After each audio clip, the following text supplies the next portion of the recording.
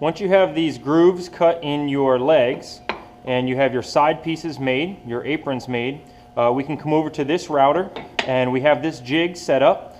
This is just the same thing as the smaller routers, and you can kind of see this is a sliding jig that this is going to slide back and forth, and it will also have the aprons clamped in.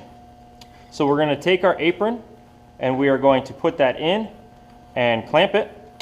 Okay. Over here on the right, we are going to make sure that this is at start and that is tight. We're going to turn the router on,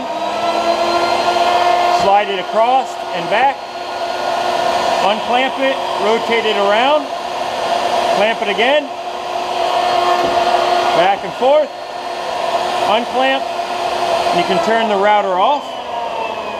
And what we did here was we just cut a little bit off of both sides, and this is making your tenon, and that little groove here is actually called your mortise, and we are trying to make sure that that fits in.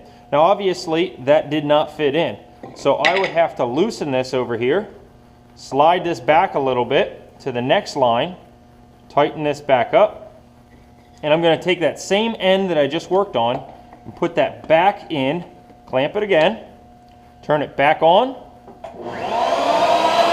cut, rotate, clamp, cut,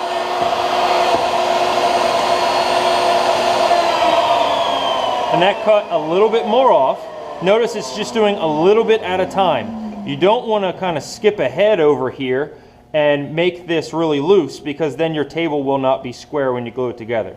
But you are slowly going to loosen this, move back one line each time until this fits in here snug. Okay, once it fits in perfect, you can do both ends of all of your aprons, the short pieces and the long pieces.